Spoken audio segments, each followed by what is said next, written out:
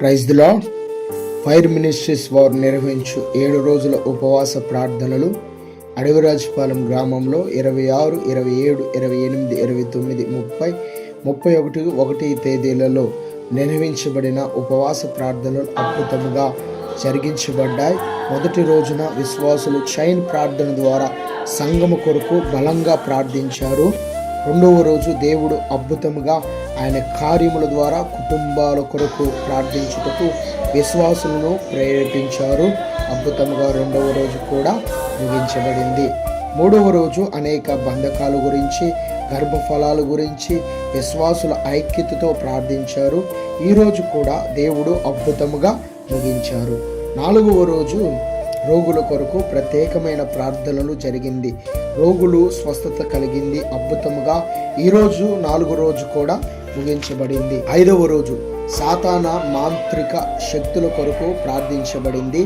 ఎంతో మంది విడుదల పొందారు. 5వ రోజు అద్భుతముగా ఈ ప్రార్థనను ముగించబడింది. 6వ రోజు ఆత్మల వివేచన ద్వారా విశ్వాసుల ఉద్యమం ద్వారా రగిలించబడ్డారు. పాప జీవితాన్ని విడిచిపెట్టారు. అద్భుతముగా 6వ రోజు ముగించబడింది. 7వ రోజు ఆదివారం కనుక దేవుడు ఆరాధన ద్వారా అనేక ప్రజలను గడిచిన ఉపవాస ప్రార్థనలో స్వస్థత, రక్షణ మరియు తాంత్రిక శక్తుల నుండి విడుదల పొందిన వారందరూ ప్రత్యేకంగా ఆరాధనలో ఉజ్జీవింపబడ్డారు.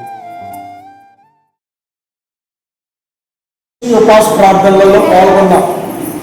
ఏ విధంగా దేవుడు నీతో మాట్లాడాడు, ఏ విధంగా నీ ద్వారా మాట్లాడుతూ వస్తూ ఉన్నాడు, వాక్య పరిచర్యని సేవకుల ద్వారా ఎలాగా వివరించాడు, నువ్వు ఆత్మని ఎలాగా పొందుకున్నావు, అభిషేకించబడ్డావా లేదా?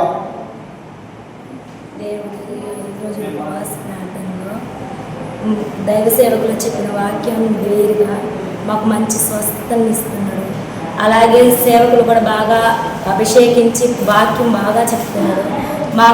మాకు కూడా పరిశుద్ధాత్మలో కూడా అనేకుల గురించి మంచి స్వస్థతలు కలగాలని ఆ దర్శనాలు చూపిస్తున్నాడు. దైవ సేవకులు ప్రార్థించగా మాకు గొప్ప అనుభూతిని కూడా మాకు తెలుస్తుంది. ఇది అలాగనే మాకు వచ్చిన దర్శనాల్లో అనేకుల్ని నడిపించబడుతున్నారు. 7 రోజుల నుంచి ఈ కూడికలు ఉపవాస కూడికలు జరుగుతూ ఉన్నాయి. ఈ కూడికలో నేనైతే షుగర్ పేషెంట్ని రాలేకపోతున్నాను. పాటలకి నేను నమ్మకంతో ప్రార్థనకు వస్తూ ఉన్నాను. ఈ 6 దినములు నాకు నీరసం లేకుండా, షుగర్ పెరగకుండా, డౌన్ అవ్వకుండా నేను ఎంతగానో ఉద్యోగంగా ఉండి నాకు బలపరిచినందుకు దేవుడికి స్తోత్రాలు. దేవుడికి స్తోత్రాలు. మేమైతే ఉపవాస కూడికలో 7 రోజులు పెట్టిండు పాస్టర్. అందరికీ బలపడిను, ఆశీర్వదించబడిను.